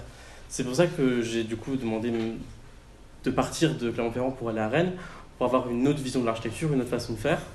Et justement, je trouve que c'est beaucoup plus marqué. On a des cours, même si c'est théorique, qui nous apprennent quels sont les différents métiers de la maîtrise d'ouvrage, de la maîtrise d'œuvre, pour qu'on puisse avoir une idée de quel est tout cet univers, tous les métiers qu'on peut faire, la diversité qu'on a finalement avec un diplôme d'architecte.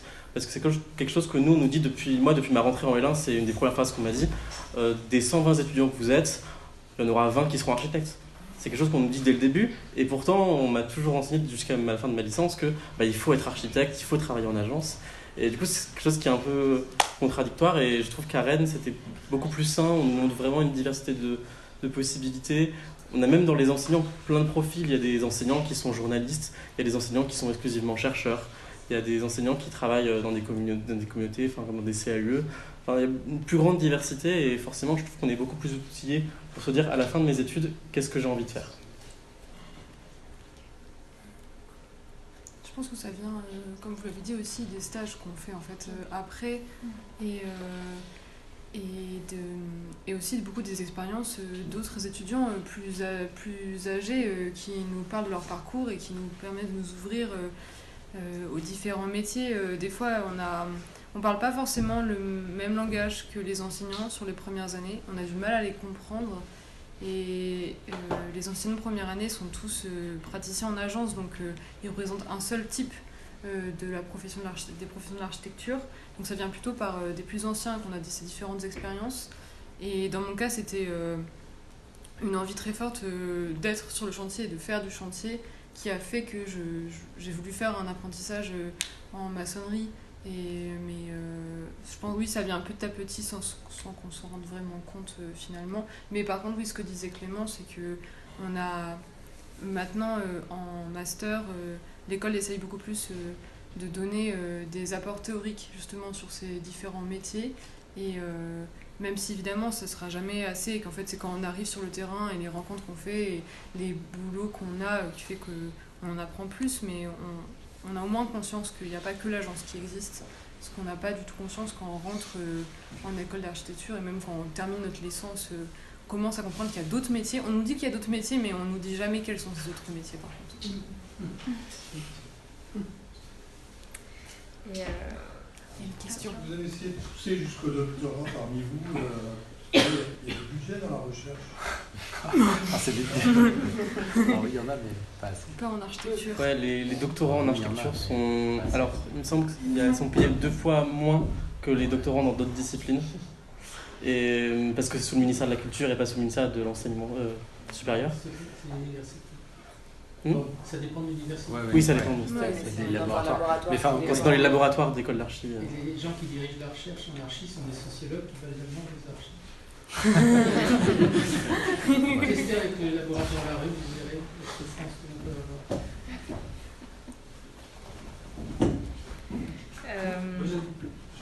J'ai juste une question pour Hélène, pour le moment de césure. Oui. Vous avez envie de faire du chantier, qu'est-ce que ça a apporté après au retour dans le cursus d'archi? Une technicité qui est bien plus grande. Avant, ça restait que des dessins, les détails techniques c'était des dessins, et aujourd'hui j'ai ces souvenirs de la main qui a participé à ces ouvrages. Et maintenant, je sais comment on construit un mur, je sais comment on assemble une charpente parce que je l'ai fait. Et c'est quelque chose dont j'aurais jamais pu avoir conscience si j'étais restée que par le dessin. Et même, j'aurais beau étudier des détails techniques sur livre pendant des années, je pense que je me serais jamais souvenue de la manière dont je m'en souviens un peu intrinsèquement aujourd'hui. Et c'était aussi pour moi une volonté de dépasser la posture de l'architecte qui ne fait que dessiner et qui n'a jamais construit. C'est quelque chose avec lequel j'ai toujours été très mal à l'aise pour moi personnellement. Donc c'est pour ça que je voulais faire du chantier. Et je suis toujours en réflexion pour me dire que peut-être un jour, un des métiers que je vais... un de mes métiers sera le métier de maçonne. Enfin, ça reste toujours une possibilité. Je le vois pas que comme une incursion rapide de quelques mois pour voir un peu le début. Enfin, c'est pas possible en 6 mois de comprendre la maçonnerie comme c'est pas possible en 5 ans de comprendre l'architecture.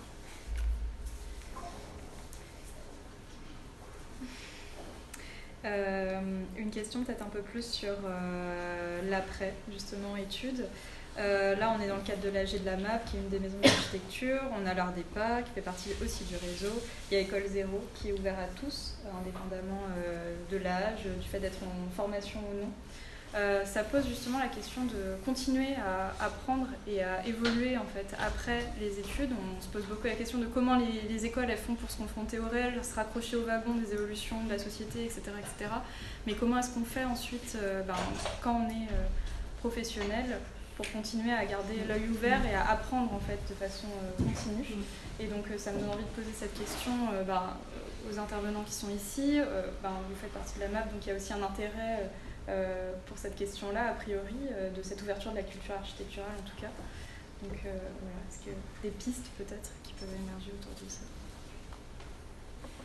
C'est un peu ouvert.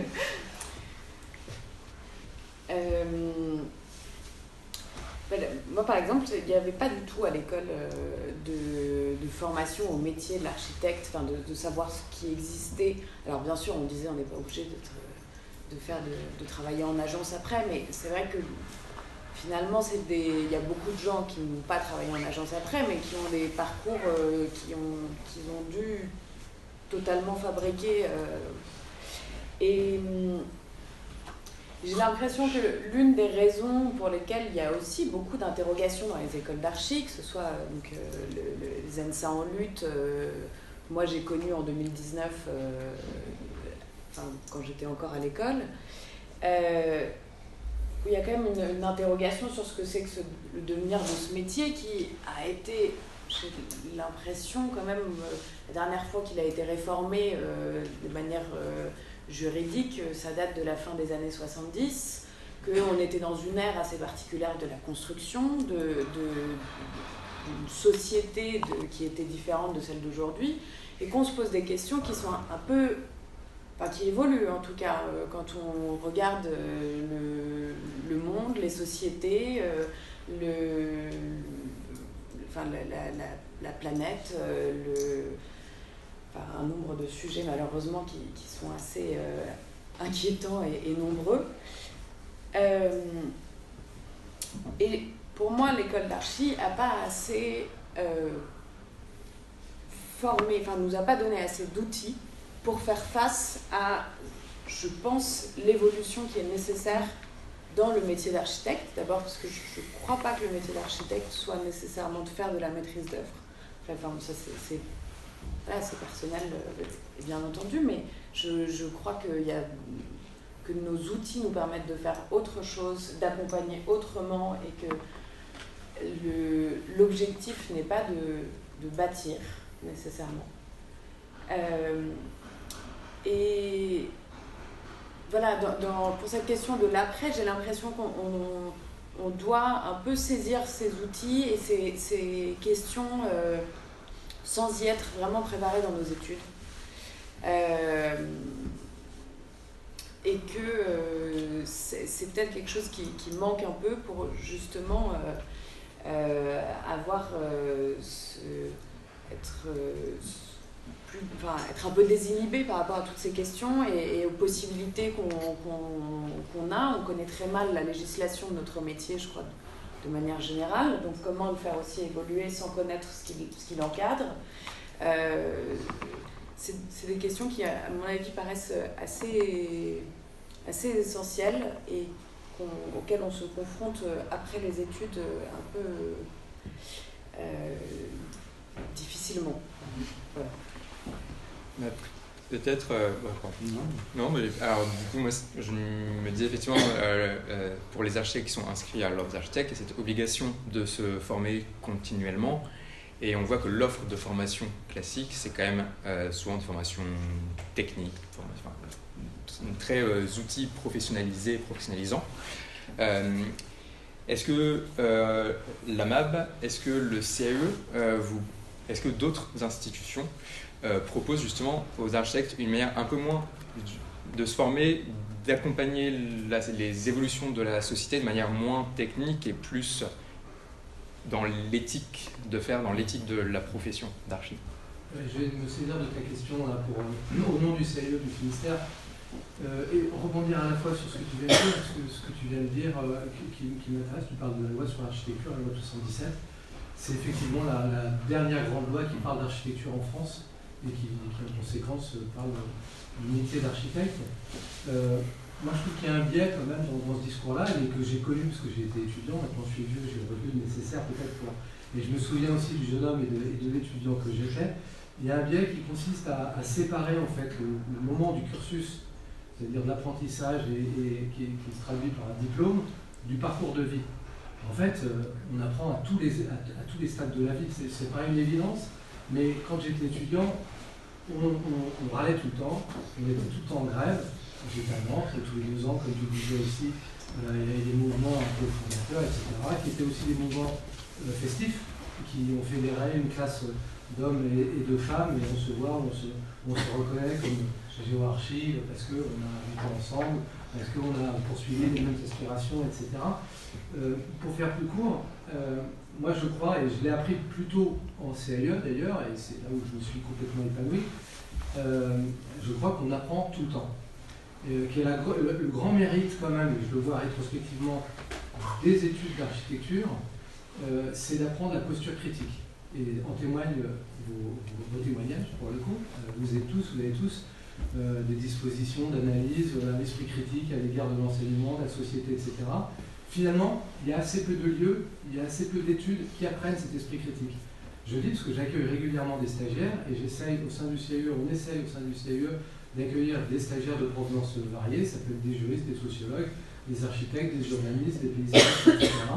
Et il me semble, et c'est partagé par l'équipe, que ceux qui ont les meilleures dispositions d'analyse, de compréhension du projet, c'est les architectes et les paysagistes.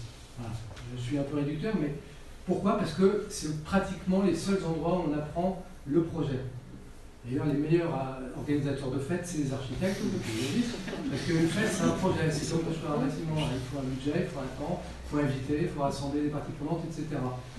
Alors là aussi, je diverge un petit peu, mais quand on organise, nous, nos résidences d'architecture, enfin les permanences architecturales, que vous connaissez bien, le PAF, il y a toujours un moment où on fait la fête.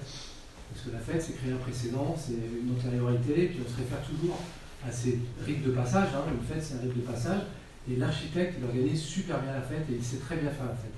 Donc c'est pas mal quand même. Tout ça pour dire que les études d'archi, elles sont très chouettes, parce qu'elles sont finalement un mode Freinet ou un mode Montessori d'apprentissage, et que je pense que les étapes d'avant, c'est-à-dire depuis la maternelle jusqu'au bac, on devrait s'inspirer des études d'architecture.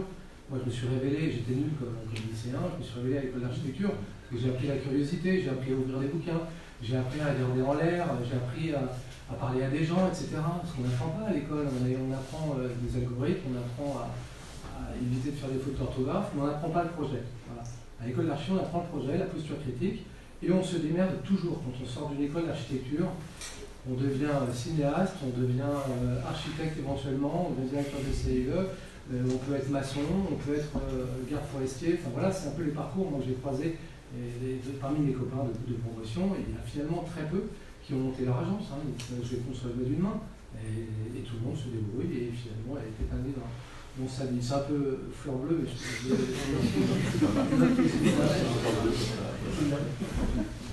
Moi, si je peux rebondir là-dessus, peut-être parce que je trouve qu'il y a un lien vraiment entre presque tout ce qu'on a dit.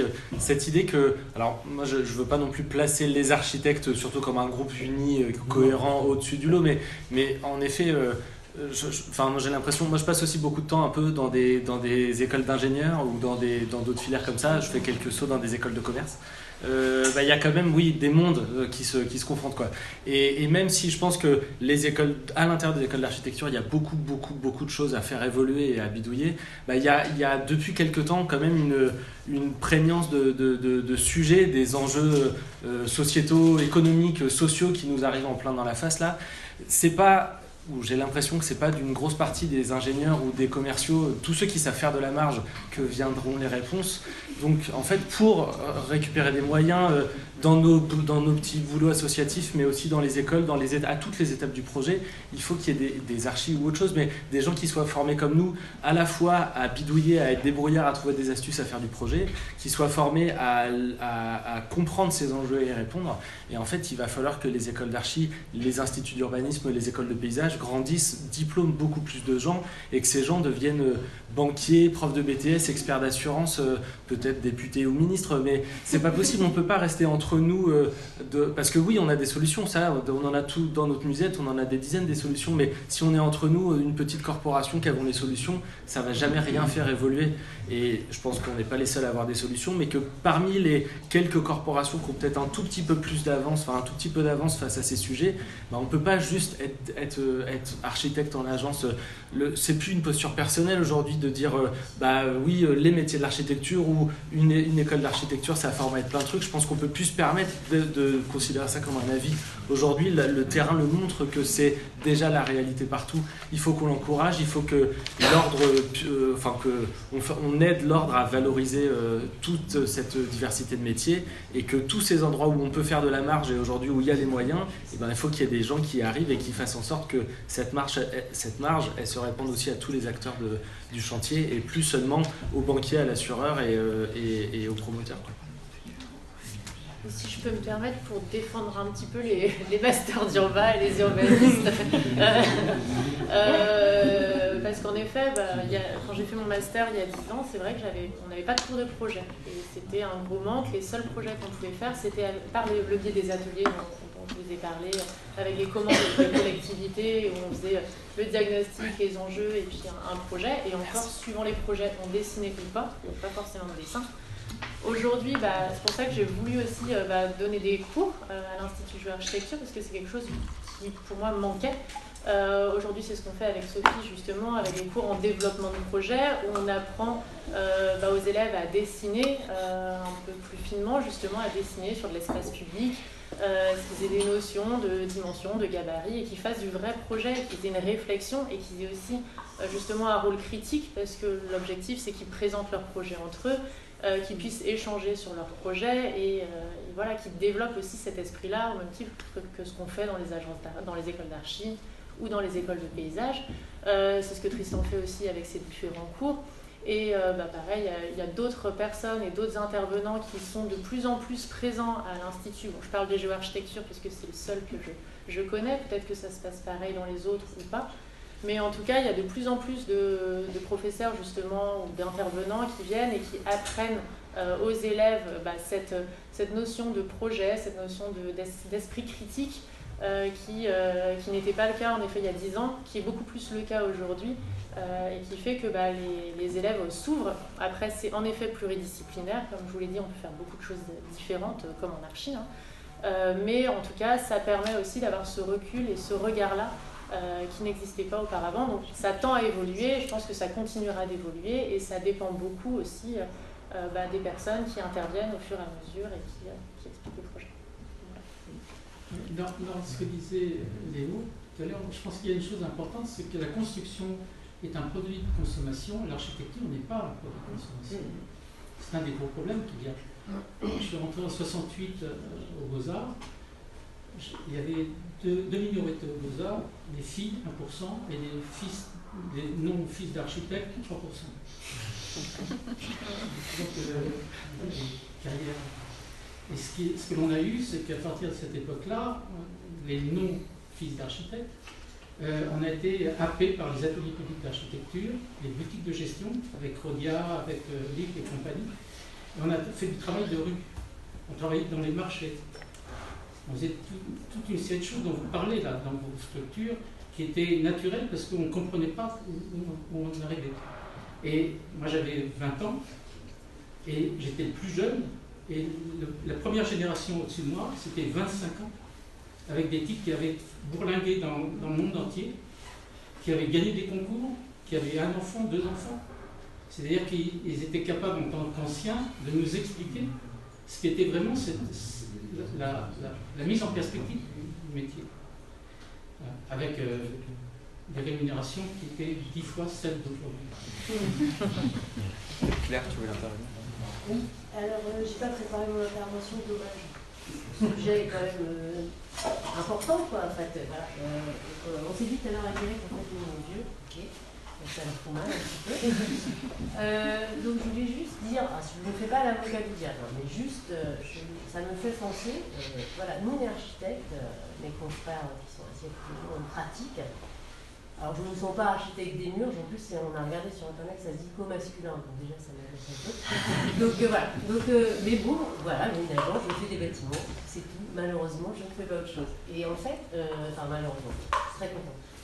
Je me dis, en fait, l'école d'archi, pour moi, elle forme des architectes, ok.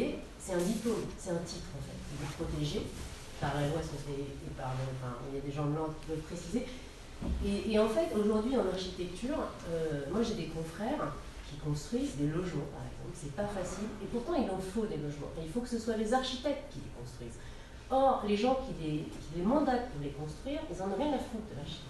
Je le dis sincèrement, les promoteurs, il y en a peut-être des très bien, des promoteurs, mais dans un gros paquet, c'est quand même l'idée que l'architecte est là pour les emmerder. C'est comme ça que ça se passe dans la vraie vie. Donc, ils se battent toute la journée, d'accord, à faire des burn-out, hein, parce que c'est juste une atrocité, parce qu'ils veulent juste, eux, faire de l'architecture, faire bien, en fait, les choses, de façon écologique, tout ce que vous voulez. Je ne parle pas de façon de construire, là. Et en fait, peut-être que de se dire que le diplôme d'architecte va être pluriel, etc., ça va pas le dévaloriser, mais déjà qu'on a du mal à se faire entendre comme personnes qui savent construire, et je dis techniquement, c'est-à-dire qu'on sait faire. On n'est pas des artistes perchés comme certains nous voient quand même dans la société, il faut être honnête. C'est quand même un peu la masse des gens qui pensent ça. Est-ce que de se dire, bah tiens, ça ne va pas dévaloriser le diplôme pour ceux qui construisent en fait, et qui sont contents de le faire, c'est ça que je veux dire. Moi j'en fais partie, mais par contre je ne construis qu'avec des gens qui ont envie d'un architecte. Donc déjà j'ai pas beaucoup de clients. Et quand j'en ai, je suis certaine qu'ils m'ont pris parce que j'étais architecte. Ce qui n'est pas le cas de mes confrères, parce qu'eux, ils sont souvent pris parce qu'avec la loi 77, ils sont obligés de prendre un archi. Ah là là, chiant, quoi. Ils pourront témoigner, il y en a dans la salle. Et donc je me dis, bah alors ok, donc si le diplôme d'architecte, il devient un diplôme officiellement où on peut faire plein de choses, parce que c'est déjà le cas, on peut faire plein de choses avec le diplôme d'architecte. Moi, dans ma génération, quand je suis rentrée à l'école, les profs ont dit, il n'y a que 10% de vous qui feront le métier d'architecte. C'était déjà acté en fait. Mais c'était sous-jacent, c'était pas officiel. Vous voyez ce que je veux dire?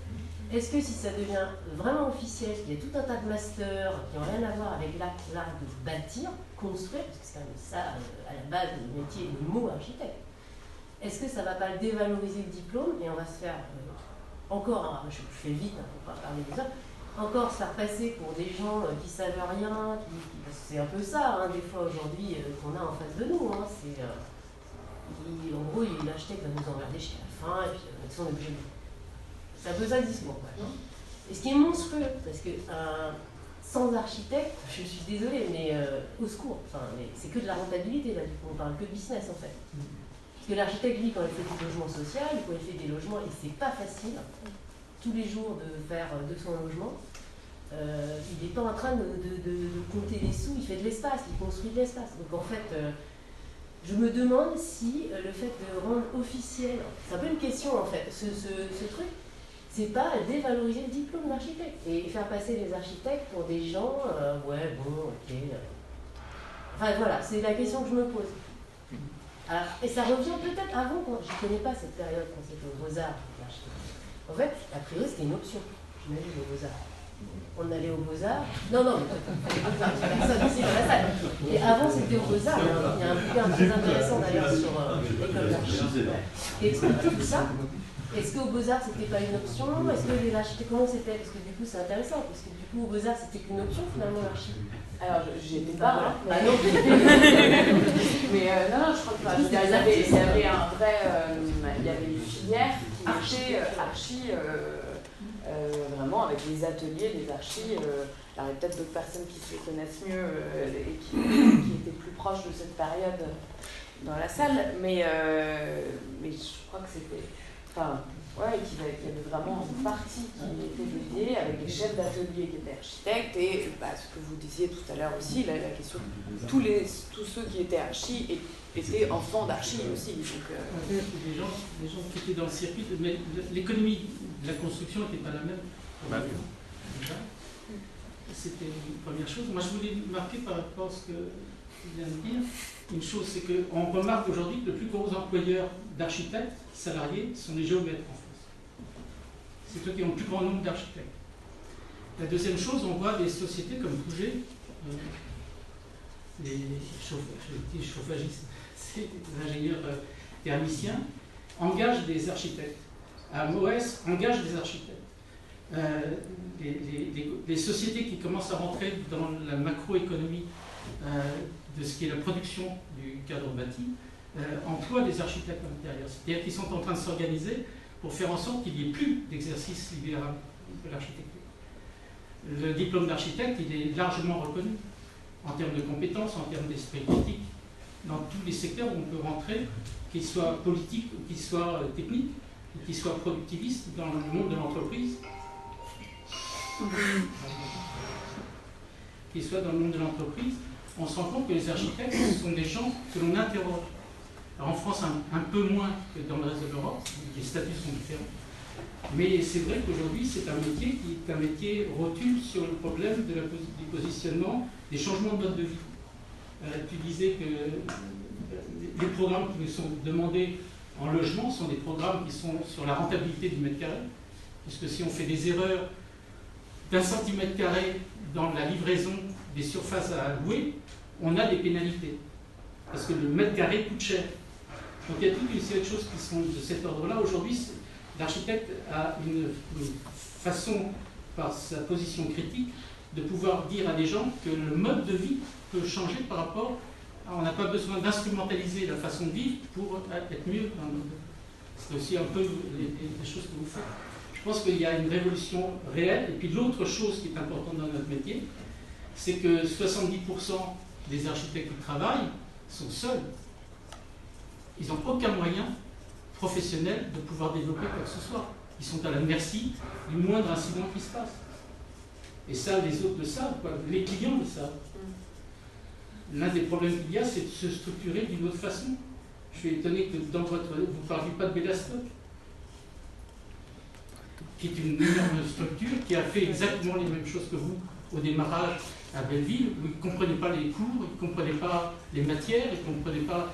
Ils se sont calés sur les grands ateliers de Lyon, mais avec une autre façon qui fait qu'ils ont commencé à mettre la main à la pâte de façon professionnelle. Maintenant, ils sont à Shanghai, ils sont au Brésil, ils sont un peu partout. Mais ils ne sont pas encore maîtres d'œuvre. Pour l'instant, ils n'ont pas non, le statut ils sont dans la recherche. Comment on a compris comment un architecte rentre dans le quotidien de la société civile. Et pas comme commanditaire d'une commande. Donc je pense que ce sont des choses qui sont intéressantes par rapport à ce que vous disiez. Dernier point par rapport aux communes qui travaillent avec les étudiants. Il faut savoir que la commune, soit elle a une demande d'un état des lieux, soit elle a une commande avec un cahier des charges. Et le résultat du cahier des charges, c'est un résultat qui est déjà biaisé par rapport à ce que l'on peut utiliser après, quand on étudie, quand on regarde ce qui a été fourni comme produit. Donc ça aussi, c'est une chose importante. Ce que ne ferait pas forcément un professionnel qui répondrait à un appel d'offres. Alors, Alexandre Plantati, membre de la maison d'architecture. En fait, ce qui est intéressant, c'est qu'on est tous ici passionnés. Déjà, on n'est pas des architectes qui ne travaillons pas sur l'œuvre commune de l'architecture, de l'urbanisme et du paysage. Ce qu'on est là déjà, c'est qu'on est passionné, on a des combats à mener, des combats internes, des combats externes, et on voit qu'on est quand même soumis à des pressions financières, quelles qu'elles soient, existantes, préexistantes. Et là, ce que j'ai envie de dire, c'est que c'est toujours très positif en fait de voir que tout le monde a envie de faire de l'architecture peut-être différemment, mais quand même de promouvoir cette pensée structurelle et cette pensée évidemment qui peut être critique. Et en fait, la critique est vraiment fondamentale dans le métier. Je pense qu'il ne faut surtout pas arriver dans des dogmes et qu'il faut toujours pouvoir s'opposer. Et même en tant que praticien ou non praticien, je pense que la théorie et la pratique sont pas c'est pas l'huile et l'eau. Ils sont vraiment, il faut les mélanger, il faut pouvoir les mixer. Et c'est très important de savoir travailler l'architecture et de pouvoir la communiquer à la maison d'architecture de Bretagne. Ce qu'on se rend compte à chaque fois qu'on fait des événements, c'est que personne ne connaît ce qu'on fait. Personne ne connaît ce que c'est qu'un architecte, c'est quoi son rôle. On a toujours l'impression d'être alors, on peut faire ce jeu des 7 erreurs de c'est quoi l'architecte, ben, il a une grosse voiture, une grosse maison, il a des gros zonos, il est toujours en retard et en plus il fout du client. Et il ne sait pas construire. Mais on peut dire que cet adage-là, en pratiquant 50 ans, n'a pas évolué. Nos pratiques évoluent. Vous avez tous envie de travailler sur justement de la maçonnerie. Léo l'expliquait très bien. Aujourd'hui, par exemple, il nous faut des architectes qui savent construire des murs, mais il faut aussi des architectes à l'Assemblée nationale, il faut des architectes au Sénat. Tant qu'on n'a pas des politiques, des maires, des élus qui sont eux-mêmes impliqués dans la profession, on est vraiment des Don Quichotte. Là, aujourd'hui, on se bat contre des moulins à vent. Là, il y a une nouvelle loi qui arrive, comme le ZAN, qui va aussi peut-être nous permettre de travailler différemment l'architecture, parce qu'on est obligé de faire avec. Et ça, justement, les promoteurs, les constructeurs, ils ne savent pas faire. Aujourd'hui, en ce moment, on voit bien qu'ils sont en train d'engager massivement des ingénieurs qui sont spécialisés dans la rénovation, des ingénieurs ou des architectes qui ont laissé tomber la mission de maîtrise d'œuvre pour entrer dans des bureaux d'études, pour aider ces entreprises pour faire de la rénovation, alors qu'aujourd'hui, la main-d'œuvre, et surtout la main-d'œuvre intellectuelle, ce que je pourrais dire, moi je suis vraiment engagé, quoi. C'est un vrai combat qu'on peut déjà faire. C'est des choses, c'est notre expertise d'architecte, elle est là. Elle est fondamentale de ne pas justement penser que l'école d'architecture va vous coincer. En tout cas, moi j'ai fait l'école d'architecture de Lille et j'ai eu la chance d'être Erasmus à Porto. Et à Porto, au Portugal, ce qui est intéressant, et je suis en plus frontalier, donc je connais bien la Belgique et les Pays-Bas, la vision de l'architecture en Europe est complètement différente de la nôtre.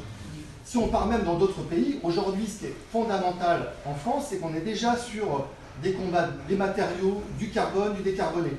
C'est pas du tout universel, hein, et c'est loin d'être le cas. Il y a encore des pays qui s'en fichent complètement. Alors je ne parle pas d'Amérique du Nord, mais si on reste déjà rien qu'en Europe, on est quand même très peu de pays à travailler sur ces matériaux, à travailler sur la décarbonation des matériaux et aussi même des filières. Et c'est ça c'est vraiment une chance en fait. Il faut vraiment être très optimiste sur l'architecture en France parce qu'on a déjà ouvert beaucoup de portes. Par contre, il faut qu'on prenne tous nos responsabilités.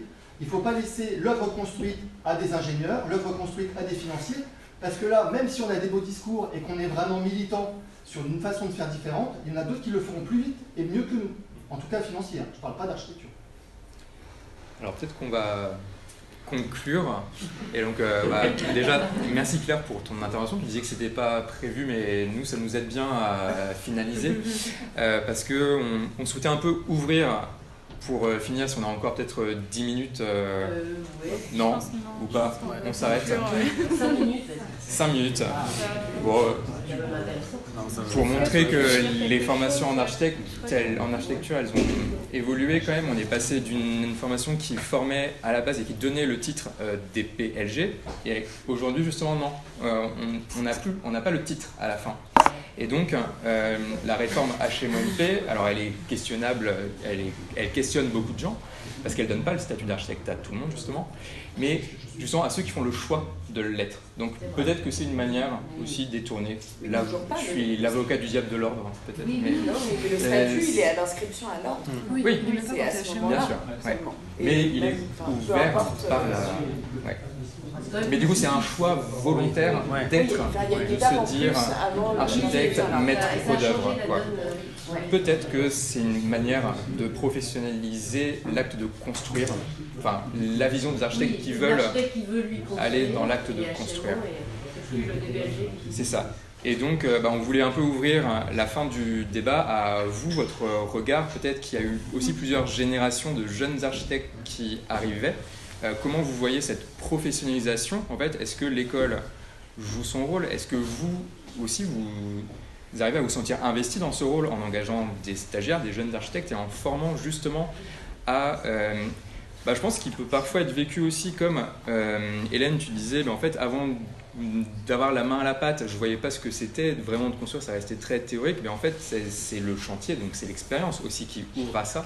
Et donc, c'est aussi au rôle des agences de former les jeunes qui, à l'école, n'ont pas pu le voir, de former à ça. Et je voulais avoir, vous, peut-être votre point de vue sur peut-être quelques années de jeunes architectes. Et peut-être, est-ce qu'il y a une évolution? Est-ce que vous avez vu ça? Et puis, si vous avez des remarques, voilà, c'est le moment. Moi, j'ai la chance de travailler dans différents endroits et avec beaucoup de jeunes archi diplômés depuis effectivement quelques générations. Et c'est vrai que je trouve que le niveau plutôt augmente, c'est-à-dire que je trouve des jeunes diplômés hyper brillants. Moi, j'aurais été incapable de faire des études d'archi à l'oral. Et puis la qualité des personnes, je trouve qu'il manque un petit côté critique, parce que je trouve qu'on a moins. Je trouve qu'on commence à avoir des profils, j'ai envie de vous dire, assez standards en fait. Ce qui n'était pas le cas il y a, j'ai l'impression, une dizaine d'années, on pouvait avoir des CV un peu plus, on va dire, tortueux, d'autres choses. Moi, je trouve que là, on trouve des CV de gens alors qui ont par contre un paquet d'expériences différentes. Et on voit qu'ils ont été rapidement en architecture et puis qui ont foncé. Souvent, ils sont diplômés. Moi, je crois que j'avais à peine le bac, donc à l'oral. Donc, on a un vrai décalage, mais je trouve que par contre, ça forme des gens capables de s'adapter à plein de discours. Et puis excusez-moi, c'est pas le terme discours, je voulais dire, à plein de professions. Et être capable d'échange et de critique et à s'intégrer et puis à apprendre, parce qu'en fait quand on arrive dans une agence, on ne connaît pas forcément grand-chose et on a plutôt des gens qui ont envie d'apprendre. Alors si on les prend bien, enfin si on discute bien, c'est des gens qui grandissent parfaitement et qui partent, qui reviennent des agences, ça c'est pas très grave, c'est la vie des uns des autres, mais globalement, moi je ne ressens pas beaucoup d'inquiétude par rapport aux jeunes générations que je vois arriver, que je trouve plutôt pertinentes, qui sont capables aussi un peu de bousculer ce genre de choses, mais je ne sais pas si c'était la question que tu posais. En partie. Merci. Peut-être en écho quand même, ça pose la question d'admission en première année de l'école d'architecture. Les conditions ont beaucoup augmenté, ont beaucoup changé, pardon. Je pense avec la plateforme, Parcoursup.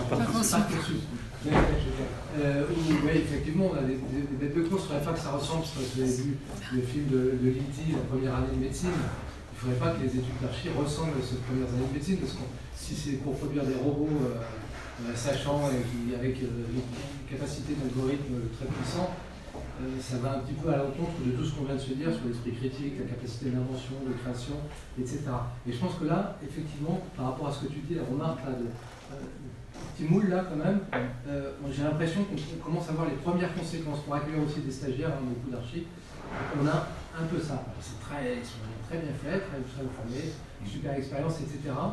Mais le cursus un peu en bifurquant, le zazou un peu échappé, je sais pas où, qui arrive à choper l'école d'archi puis qui s'investit pleinement, il y a peut-être de moins en moins ça. Merci à tous d'avoir participé. C'était très intéressant, en tout cas de notre côté, d'avoir tous ces retours d'expérience et ces échanges. Merci beaucoup. Merci.